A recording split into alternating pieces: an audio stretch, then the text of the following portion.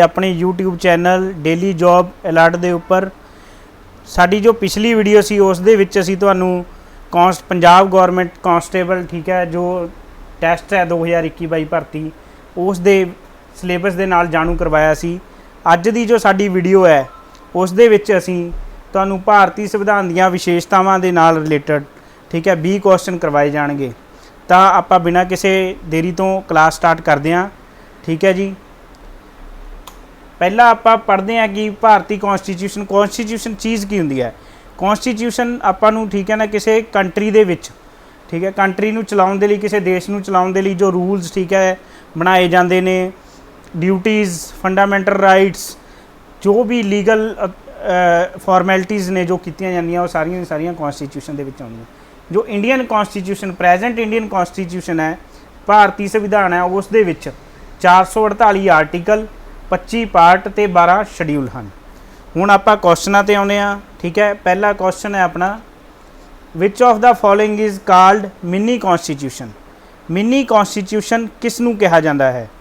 इसका आंसर है जी बी 42nd कॉन्स्टिट्यूशन अमेंडमेंट।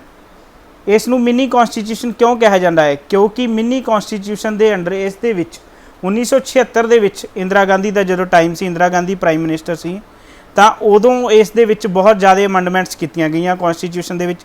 इस दे लई इसदा जिहड़ा नाम है वो मिनी कॉन्स्टिट्यूशन इस नूं कहा गया।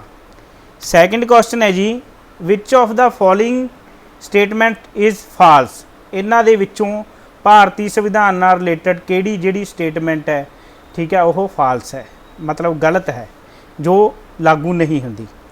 पहली है जी most of the structure of Indian constitution has been taken from the government of India act 1935। मतलब जो इंडियन संविधान का जो मतलब सारे नालों वध हिस्सा है वो 1935 का जो गवर्नमेंट ऑफ इंडिया एक्ट सी उस तो लिया गया है। बिल्कुल सही है जी। सारे नालों वध जो चीज़ां ने वो इस दे विचों ही लैतियां गईयां ने। बी है जी the original constitution had 10 schedules. मतलब जदों इसनूं बनाया गया सी संविधान नूं तां इस दे 10 शेड्यूल सी ठीक है जी। ये जो है आंसर है अपना बी क्योंकि ये जो स्टेटमेंट है वो फाल्स है। क्योंकि जदों कॉन्स्टिट्यूशन नूं बनाया गया सी तां उस टाइम इस दे विच 8 शेड्यूल 22 पार्ट ते 395 आर्टिकल सन ठीक है। तुसीं इहनूं नोट भी कर सकते हो जे नोट करना है 8 शेड्यूल 22 पार्ट ते 395 आर्टिकल सन। इस तो बाद सी है जी the political part of Indian constitution is taken from the British constitution ठीक है। जिस तरह मतलब वक्-वक् चीज़ां जो अडॉप्ट कीतियां गईयां ने होर कॉन्स्टिट्यूशन दे विचों ठीक है तो ब्रिटिश कॉन्स्टिट्यूशन दे विचों पोलीटिकल पार्ट भी ठीक है वो उस तो टेकन किया गया। फोर्थ है जी article 368 is related to the constitutional amendment. Article 368 किस नाल रिलेटेड है किस नाल संबंधित है? कॉन्स्टिट्यूशनल अमेंडमेंट संविधानिक जो बदलाव किए जाते हैं उन्हां नाल। यह भी बिल्कुल ठीक है। यह सूँ मैं इसलिए पढ़ा रहा नाल क्योंकि जो चीज़ां जो स्टेटमेंट वाले क्वेश्चन ने वो सारे नालों वध सैट होंदे हन ठीक है। जदों तुसीं कोई टैसट दे रहे हो कॉम्पीटेटिव एग्जाम टैसट दे रहे हो मतलब उस दे विच सारे नालों वध जो क्वेश्चन है ये तो है नहीं कि ईजी क्वेश्चन आउणगे तुहानूं ठीक है। इस तरह के क्वेश्चन ही सैट होंदे हन। थर्ड क्वेश्चन है जी which of the following is not a feature of Indian parliamentary system. इन्हां दे विचों इंडियन पार्लीआमेंटरी सिस्टम की किहड़ी है जिहड़ी फीचर नहीं है? Majority party power presence of actual executive and nominal executive. C है जी appointment of executive to the legislature. D all of the above. इसका जो आंसर है जी वो है D all of the above. इन्हां दे विचों ये सारे ही इंडियन गौरमेंट दी इंडियन कॉन्स्टिट्यूशन दीयां फीचर्स हैं। फोर्थ है जी which of the following is not matched correctly. Not match correctly मतलब जो नीचे लिखिया हुई ऑप्शनस ने उन्हां दे विचों इंडियन कॉन्स्टिट्यूशन के हिसाब नाल किहड़ियां चीज़ां ने जो मैच करैक्टली नहीं हैं मतलब गलत मैच हैं। इस दे विचों ए है जी राइट टू इक्वैलिटी आर्टिकल 14-18 बिल्कुल सही है जी। राइट टू इक्वैलिटी है जो आर्टिकल 14-18 के अंडर आता है। बी है जी राइट अगेंस्ट एक्सप्लोइटेशन मतलब किसी नाल आपां कोई छूत-छात की जातिवाद की भावना रखते हैं उसका राइट्स जो ने वो किस दे अंडर आउंदे ने? आर्टिकल 20-22 ठीक है जी। ये बिल्कुल ये गलत है जी। ये अपना सही आंसर है क्योंकि जो आर्टिकल जो राइट अगेंस्ट एक्सप्लोइटेशन जो मतलब ने राइट्स ने वो आर्टिकल 23-24 के अंडर आते हैं, ना कि 20-22 के। सी है जी राइट टू रिलीजीअस फ्रीडम, ये आर्टिकल 25-28 के बिल्कुल सही है जी। D right to cultural and education freedom, article right to culture and education freedom article 29-30 दे, ये भी बिल्कुल सही है जी। 5th क्वेश्चन है जी which of the following is not matched correctly, ठीक है जी, इन्हां दे विचों किहड़ी चीज़ है जो सही मैच नहीं है। पहला क्वेश्चन है, पहला ऑप्शन है जी अपना part 1 union and it's territory, मतलब जो इंडियन कॉन्स्टिट्यूशन के जिमें आप पार्ट्स पढ़े सी कि इसके 22 पार्ट्स सन, ठीक है, जो ये बनया सी, हुण इसके 25 पार्ट्स ने, ठीक है। तो पार्ट 1 किस नाल डील करता है, यूनीयन एंड इट्स टैरेटरीज, मतलब यूनीयन टैरेटरीज के नाल रिलेटेड है। Part 2 citizenship, part 3 directive principle and state policy, part 6 state governments. इसका जो आंसर है जी वो है सी इसका सही आंसर है जी, directive principle and state policy, क्योंकि जो directive principle and state policy है वो पार्ट 3 दे नहीं पार्ट 4 के अंडर आता है। हुण जी नैक्सट क्वेश्चन है 6th क्वेश्चन है जी which of the following is not matched correctly, हुण इन्हां दे विचों किहड़ियां चीज़ां ने जो सही मैच नहीं हैं। पहला जी आर्टिकल 312, आर्टिकल 312 दे विच की है जी the function of public service commissions, यह जो है जी ਇਹਦਾ आंसर है, क्योंकि यह करैक्टली मैच नहीं है, क्योंकि जो function of public service commission है वो आर्टिकल 312 के अंडर नहीं 320 के अंडर आता है। जो 312 आर्टिकल है वो राज सभा के फैसलों नाल रिलेटेड होंदा है कि राज सभा के नाल रिलेटेड जिमें MPs के अगेंस्ट जो पावर्स ने उन्हां दी क्वालिफिकेशनस ने उस दे नाल रिलेटेड जो चीज़ां ने वो इस दे विच आउंदियां हन। Article 110 definition of money bill, बिल्कुल सही है जी, आर्टिकल 110 के अंडर है जो डेफिनेशन ऑफ मनी बिल्स, ठीक है। सी है जी आर्टिकल 112 बजट के नाल रिलेटेड है। डी है जी आर्टिकल 51 फंडामेंटल ड्यूटीज़ के नाल अंडर है। नैक्सट क्वेश्चन है जी the idea of concurrent list in the Indian constitution is taken from the constitution of, मतलब कनकरेंट लिस्ट, ठीक है, जो आइडिया है वो किस संविधान तो लिया गया है इंडियन कॉन्स्टिट्यूशन के। पहला तो जी कनकरेंट लिस्ट दस दें तुहानूं कि कनकरेंट लिस्ट की होंदी है। कनकरेंट लिस्ट दे विच की डिसाइड होंदा है कि जो स्टेट्स ते यूनीयन टैरेटरीज़ नूं जो पावर्स दित्तियां जांदियां ने, ठीक है, वो सारियां दियां सारियां इस दे विच रिलेटेड होंदियां ने। किहड़ियां पावर्स उन्हां नूं, मतलब जो डीजल दे रेट्स वगैरह कंट्रोल दा हुंदा है, इस तरह दियां जो पावर्स ने इकोनॉमी दे नाल रिलेटेड जिहड़े फैसले लैणे ने, ठीक है, वो सारियां दियां सारियां चीज़ां, ठीक है, कनकरेंट लिस्ट दे विच आउंदियां ने कि किहड़ियां चीज़ां ने जिन्हां दियां पावर्स स्टेट ते यूनीयन टैरेटरीज़ नूं अलग अलग दित्तियां जांदियां। तां इसका जो सही आंसर है जी किहड़ी कंट्री तो लेता गया है जी, ये 7th का जो आंसर है अपना सी, ऑस्ट्रेलिया तो लिया गया है जी, ये ऑस्ट्रेलिया तो अडॉप्ट की गई है यह चीज़। 8th है जी 7th schedule is concerned with, Indian constitution के विच जो 7th शेड्यूल है, ठीक है, उस दे विच किस नाल कंसर्न है वो, A from languages, B partition of powers between centre and states, C from the judicial areas of the states, D from Panchayati Raj. इसका जो आंसर है जी B, partition of powers between centre and states जी। ये 7th schedule वही है जो concurrent list नाल रिलेटेड है, ठीक है, 7th शेड्यूल दे विच बिल्कुल सही है जी। ये जिहड़ा इसका आंसर है जी अपना 8th का B, partition of powers between centre and state. 9th है जी what is not taken from British constitution in the constitution of India, केड़ी चीज़ है जो ब्रिटिश कॉन्स्टिट्यूशन दे विचों नहीं लेती गई।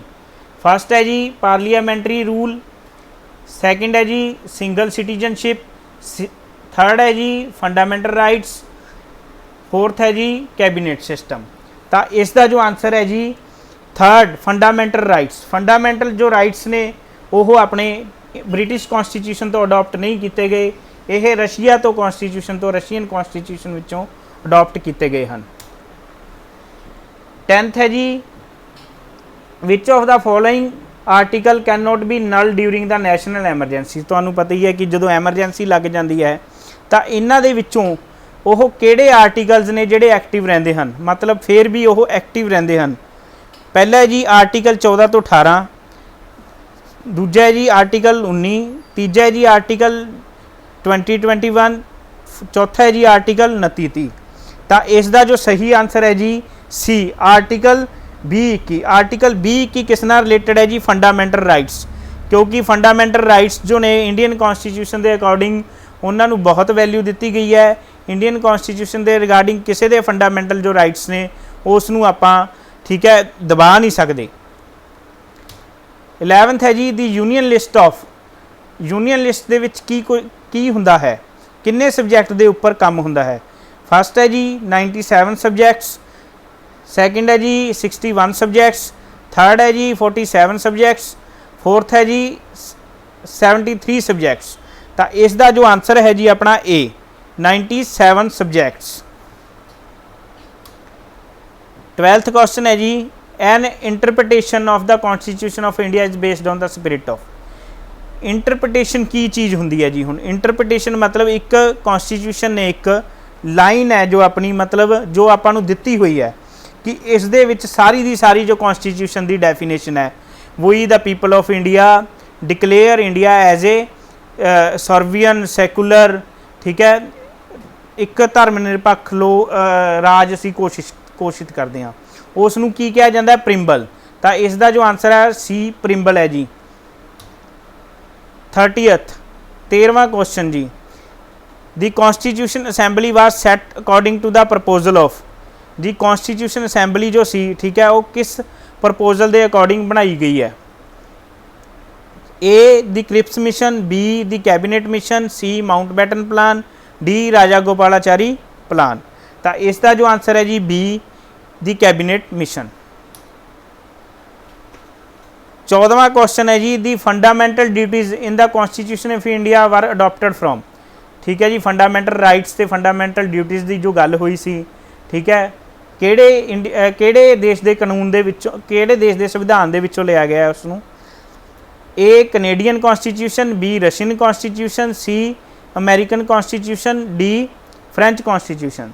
तो जो इसका सही आंसर है जी वो है बी रशियन कॉन्स्टिट्यूशन जो कि आप पहला भी कर चुके हैं। 15वां क्वेश्चन है जी which article of the constitution of India deals with the fundamental duties. हुण आर्टिकल किस आर्टिकल के अंडर है जो फंडामेंटल ड्यूटीज़ आउंदियां ने अपनियां। तो फंडामेंटल ड्यूटीज़ जो ने वो आर्टिकल 51A के अंडर आउंदियां ने। इसका जो सही आंसर है जी डी।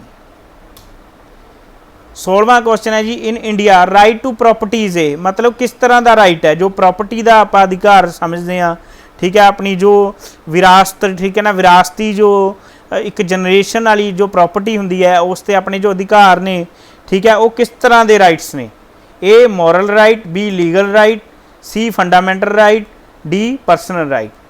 तो इसका जो सही आंसर है जी वो है बी लीगल राइट। यह अपने एक लीगल राइट्स ने कानूनी अधिकार ने। 17वां जी question which article is refer to as the jewel of the constitution मतलब ज्वैल ऑफ द कॉन्स्टिट्यूशन किस आर्टिकल नूं कहा जाता है। पहला तो जी मैं तुहानूं दस दिना कि ज्वैल ऑफ द इस जो आर्टिकल है इसनूं ज्वैल ऑफ द कॉन्स्टिट्यूशन क्यों कहा जाता है। इसका आंसर जो है जी वो है सी आर्टिकल 32। पहला तो जी इसनूं कहा क्यों गया है ज्वैल ऑफ द कॉन्स्टिट्यूशन क्योंकि जिमें आप पहला डिस्कस करके चुके हैं कि जो फंडामेंटल राइट्स ने उसनूं बहुत ही ज़्यादा इंपोर्टेंस दी गई है इंडियन कॉन्स्टिट्यूशन के। तो सेम जी जो ये आर्टिकल है उस नाल ही रिलेटेड है कि एक परसन ठीक है जो जिसते कोई फंडामेंटल राइट्स नूं कोई दबा रहा है या कोई उस दे नाल गलत कर रहा है तो उसकी जो सीधी सुनवाई है वो सुप्रीम कोर्ट दे विच करा सकता है। मतलब अपनियां जो प्रॉब्लम्स ने वो सुप्रीम कोर्ट दे विच एक लीगल प्रोसीजर के थ्रू लैके जा सकता है। इस दे लई ही इस आर्टिकल नूं ज्वैल ऑफ द कॉन्स्टिट्यूशन कहा जाता है आर्टिकल 32 नूं जी। 18वां क्वेश्चन है जी which writ given the meaning we command in letter yes. हुण इस क्वेश्चन दे विच की है इस क्वेश्चन दे विच कुछ टर्म्स ने मतलब जो लीगल ठीक है ना टर्म्स ने जो कानूनी भाषा दे विच इस्तेमाल होंदियां ने तो उन्होंने मीनिंग की ने। पहला तो मैं तुहानूं सारियां दे इन्हां दे मीनिंग दसांगा। फस्ट है जी हैबियस कॉर्पस। हैबियस कॉर्पस दे विच की हुंदा है।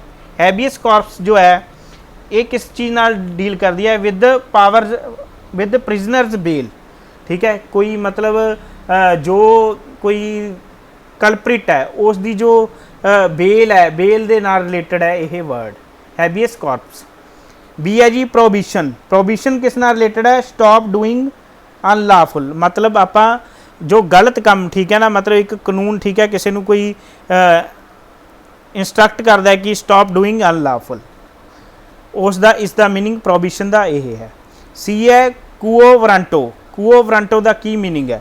ਕੁਓ ਵਰੰਟੋ ਦਾ ਮੀਨਿੰਗ ਹੈ ਜੀ ਜੋ ਆਪਣੇ ਕੋਲੇ ਲਿਖਿਆ ਹੋਇਆ ਕਿ ਉਹ ਲੀਗਲ ਹੈ ਜਾਂ ਨਹੀਂ ਹੈ ਕੋਈ ਚੀਜ਼, ਠੀਕ ਹੈ ਨਾ, ਉਸ ਦਾ ਮਤਲਬ ਲੀਗਲ ਹੈ ਜਾਂ ਇਲੀਗਲ ਹੈ। ਡੀ ਹੈ ਜੀ ਮੈਂਡਮਸ।